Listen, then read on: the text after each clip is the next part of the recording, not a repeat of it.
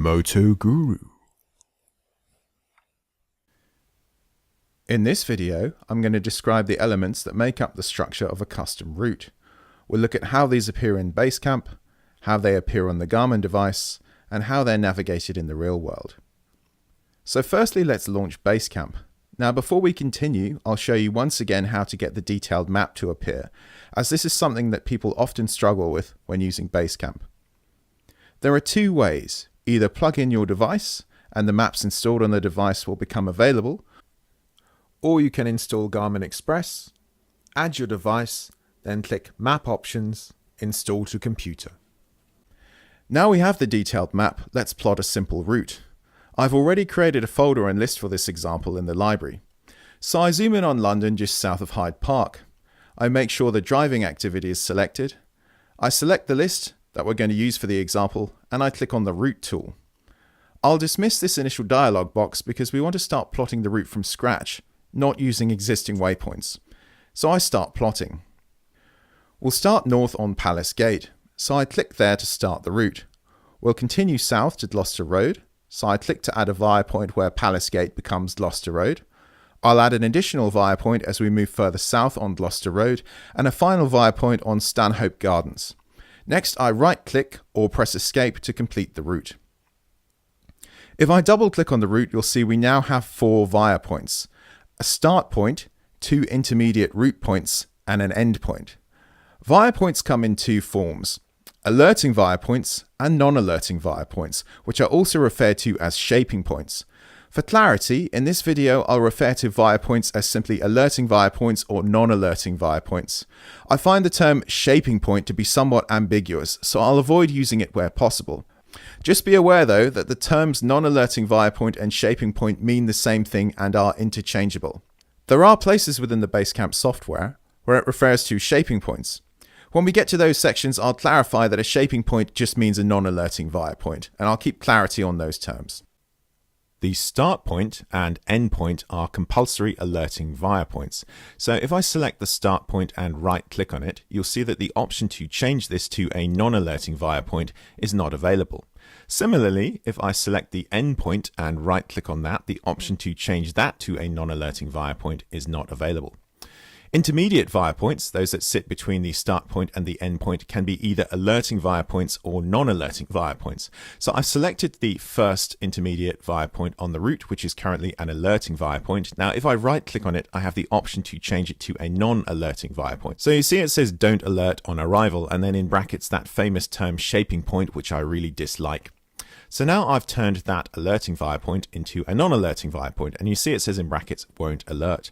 I can also change it back or any other intermediate via point within the route by right-clicking on it and choosing alert on arrival. If I want to change all my intermediate via points at once, I can select them all using Shift left click and then right click and choose either don't alert on arrival. So that's now changed them all to non-alerting via points, or I can right click and choose alert on arrival, and that will change them all to alerting via points. When creating routes, if you create an intermediate via point in a position where something already exists in the map database, such as an address or a point of interest, then this is automatically created as an alerting via point. You can see on the route I've created, the 2 intermediate via points have been recognized as either addresses or points of interest. Therefore, they've been created as alerting via points. In towns and cities, almost every intermediate via point you create will be recognized and created as an alerting via point because there's lots of things around in towns and cities. If you create a via point at a position where something doesn't already exist in the map database, then this is created as a non-alerting via point. So if I zoom out and create a route in the countryside, so I'll create a start point, intermediate point, and finish point. Now when I examine the route, you'll see that the intermediate via points I created are showing up as non-alerting because there's nothing in the map database at those locations. While we're here, let's talk about waypoints. Some people think that routes are made up of waypoints, and this is partially true. A waypoint is simply a location on the map. There are existing waypoints on the map, such as points of interest, and you can also create your own waypoints using the waypoint tool. When you add a waypoint to a route, as I'm doing here, it simply becomes a via point on that route, a point that the route goes via. If the waypoint you add is the start point or the end point of the route, then it is mandated to be an alerting via point. You cannot change it to a non-alerting via point. If the waypoint is an intermediate point on the route, then it will be added as an alerting viewpoint. However, you can change it to a non-alerting viewpoint if you wish by right-clicking on it and choosing Don't Alert. So let's move back to the example. For completeness, I'm going to change the third viewpoint to a non-alerting viewpoint. Now the route contains all of the possible elements it can have: a start point, an alerting viewpoint, a non-alerting viewpoint, and an endpoint. Next, I'll send the route to the device so we can see how it appears on there. So I rename the route.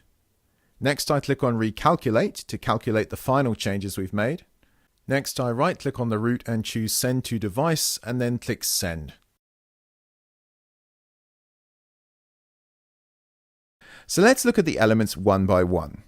Firstly, the start point. Within BaseCamp, the start point appears as a black dot, unless the start point you've picked is at an existing point of interest or waypoint, in which case it uses the symbol associated with that waypoint or point of interest. On the Garmin device within the Trip Planner app, the start point appears as a green flag. On the navigation map, the start point also appears as a green flag. When you approach the start point on the map, the device will alert you that you're approaching it and will also alert you when you are passing it.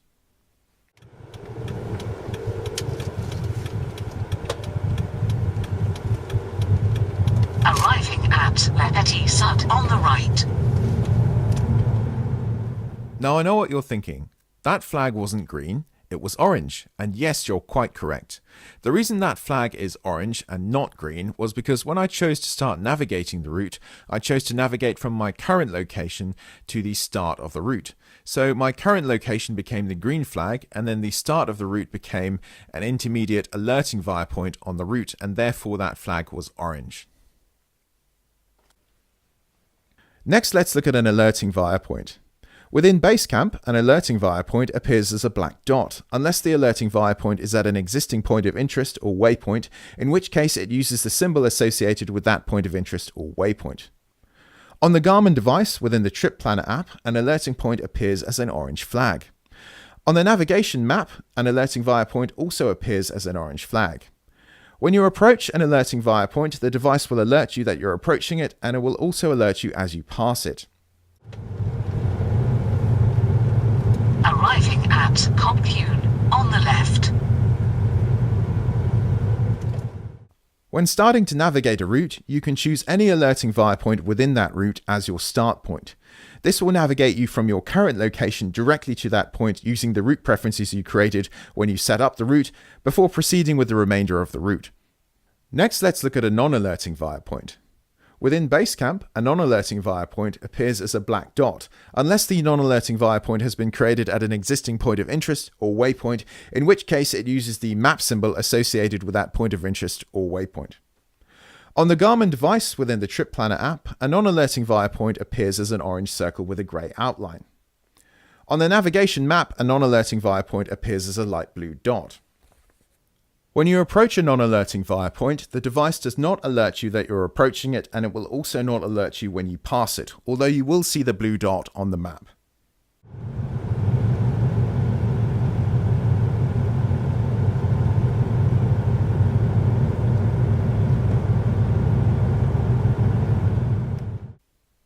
Finally, let's look at an endpoint. Within BaseCamp, the endpoint appears as a black dot, unless the endpoint you've picked is at an existing point of interest or waypoint, in which case it uses the map symbol associated with that point of interest or waypoint. On the Garmin device within the Trip Planner app, the endpoint appears as a checkered flag. On the navigation map, the endpoint also appears as a checkered flag. When you approach the endpoint on the map, the device will alert you that you're approaching it and will also alert you as you pass it.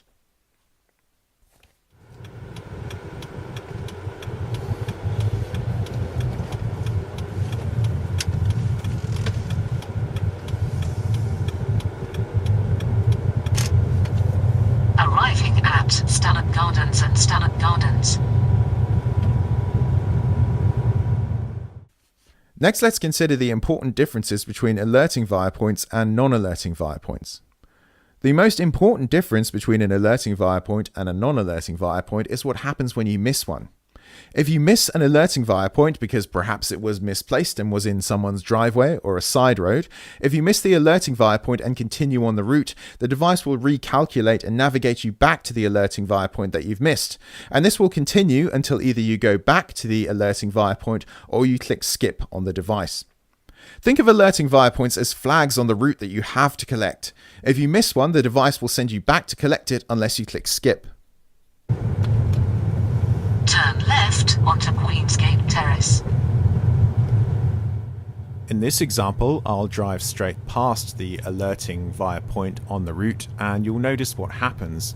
The route recalculates and attempts to navigate me back to the alerting via point. Turn left onto Elveston Place, then take the first left.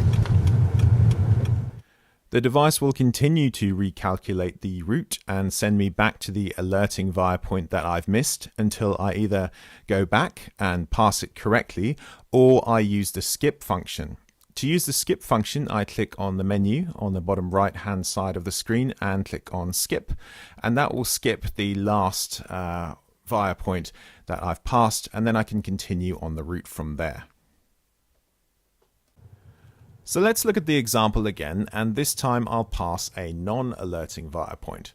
If I pass a non-alerting via point and stay on the route, the device will simply dismiss that via point and we can continue on the route. It won't continuously try to navigate me back to collect it. Turn left onto Queensgate Terrace, then make a U-turn.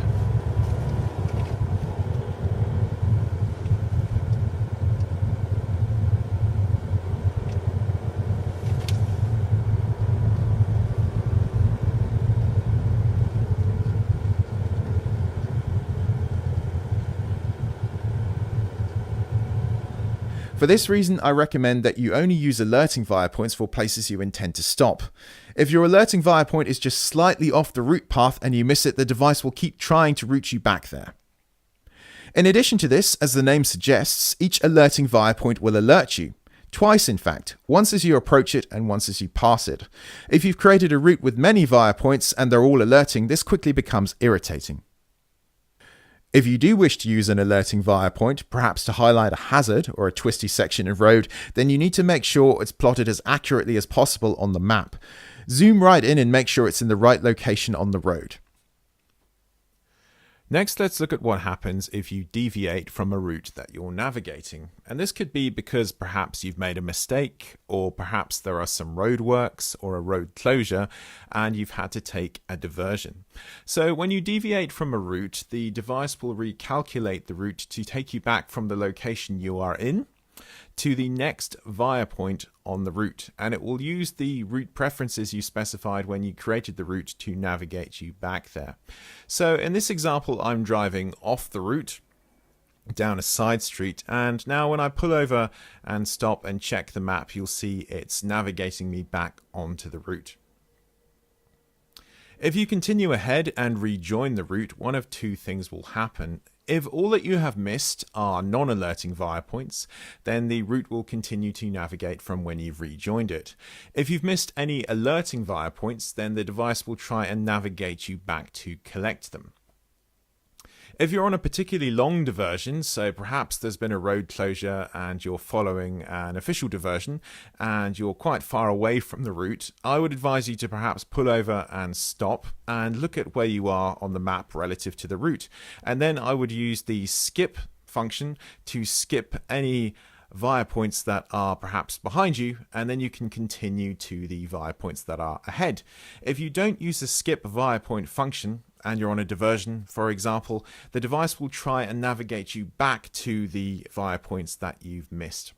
So yeah, use the skip function and then you can continue with the via points that are in front of you. To illustrate the alerting via point flag analogy further, and also because it was fun, I created a dramatic reconstruction of how this would work out in the field. So I placed an alerting via point in a side road, and this is how it works when you approach it in a vehicle.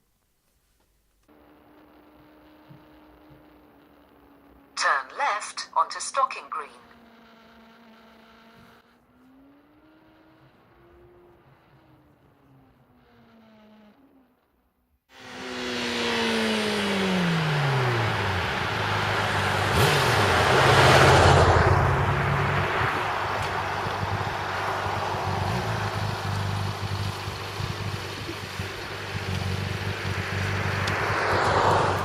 When I collect the flag, it disappears on the device screen, and now I can proceed with the remainder of the route.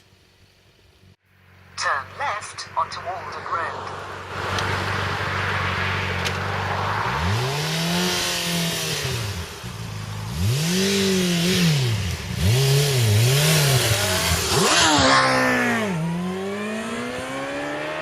In 1.5 miles, turn right onto B1053. Finally, let's look at the option to strip shaping points from routes when you transfer them to a device. Now, as I've said before, a shaping point is just another name for a non-alerting via pointer. I prefer the term non-alerting via point because it describes it better, but for this section in Garmin BaseCamp, they're referred to as shaping points. So for this brief period, we will call them shaping points. So this option is present under the BaseCamp preferences. If you click on transfer, select the device you're transferring to, and you've got two options under transferring routes. So the first one is strip shaping points from routes on transfer to device. And then there is a sub option within that section, which only becomes active when the top box is checked, which says also send the original route in case I want to recalculate later. So if you only check the first box, strip shaping points from routes on transfer to device, when it sends a route to the device, all of the non-alerting via points, also known as shaping points, will be removed. If you check the second box, also send the original route in case I want to calculate later, it will send an additional route with a 1 appended to the name of the route, and that will include all of the shaping points. So to illustrate this example, I'm going to plot a twisty route in South Kensington, which goes from south to north. So there's my route, and I'm going to change all of the intermediate via points to non-alerting via points, or shaping points, if you will. So if I transfer this to the device, the original route will look like this, and you can see all of the blue dots there represent the shaping points. If I enable this function to strip shaping points from routes on transfer to the device, then the route will look like this. You see, it still follows the same shape, but it has no non-alerting via points or shaping points on the route. All of those blue dots are gone. Now, I know what you're thinking. You're probably thinking, why would I want to do this? And secondly, how does the route keep its shape if it doesn't have any of those via points? They've all been removed. Well, let's deal with those things one at a time. So firstly, why would you want to do this? Well, possibly, arguably, it makes the route look a bit neater and it has less blue dots when you're navigating it, but I don't think that's a good reason. Perhaps there's some devices that don't like non-alerting via points. Maybe that's another reason, perhaps, but I can't think of any good reason to do it from a navigation perspective. Secondly, how does the route keep its shape with all of those via points removed? Well, that's because of some additional information that's saved with a route called Garmin route point extensions. Garmin route point extensions are a series of route points that you can't see in BaseCamp and you also can't see on the device, but they help the route keep its shape. To view the Garmin route point extensions data, we can export the route to a GPX file. So I'll select the route and go to File, Export Twisty Route. And I'm going to save that as a GPX file. Now, if I open that in a text editor,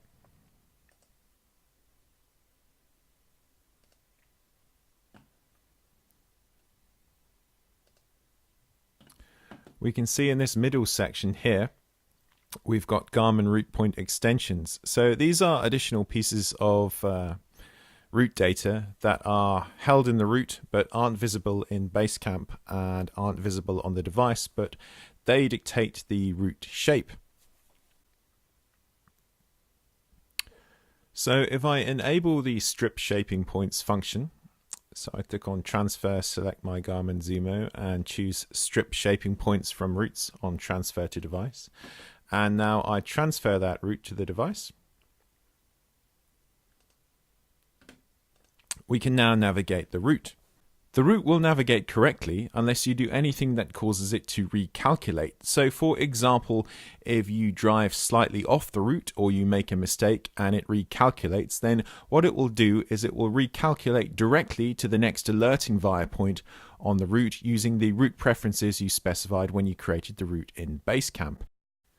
If the next alerting via point on the route is the endpoint, then it will recalculate a route directly to the endpoint based on the route preferences you specified when you created the route. It will discard all of the Garmin route point extensions data.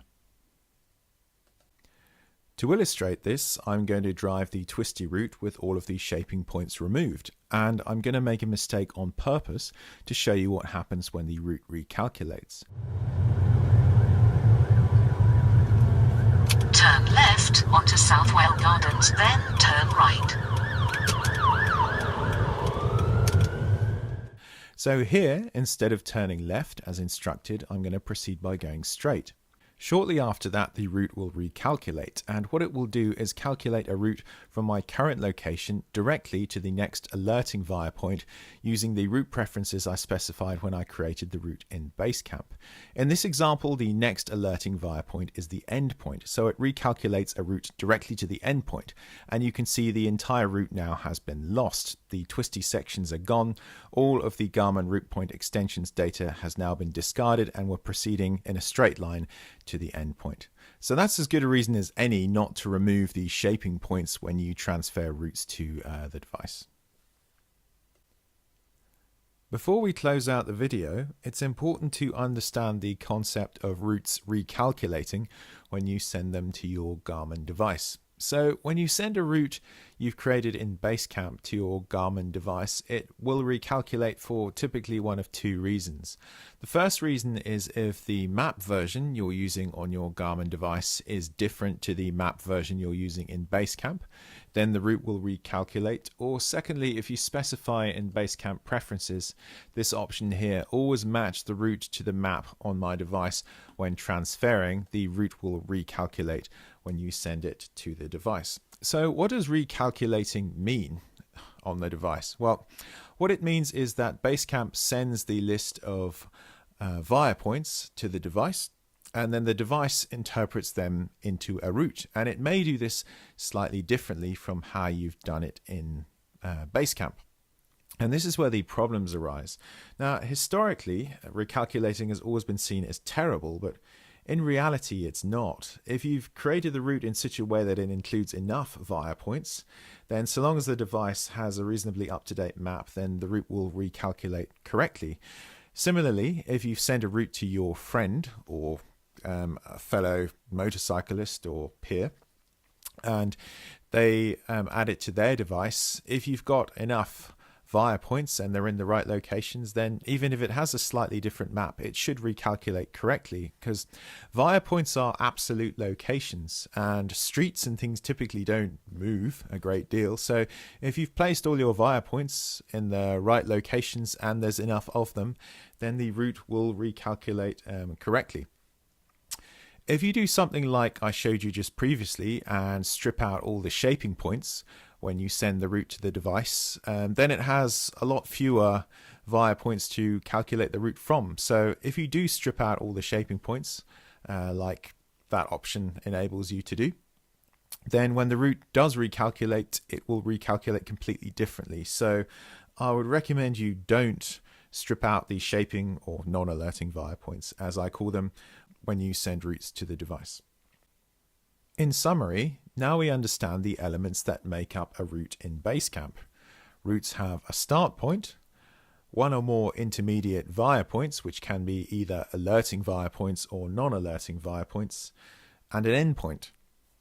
Now we understand these elements, we can proceed to create reliable and reusable custom routes and get out there and enjoy our vehicles. If this video has saved you time, energy, frustration, or perhaps even your relationship with your significant other, then there is a link in the description to send a donation via PayPal, and it's always appreciated. Thanks for watching, and remember to like, share, and subscribe.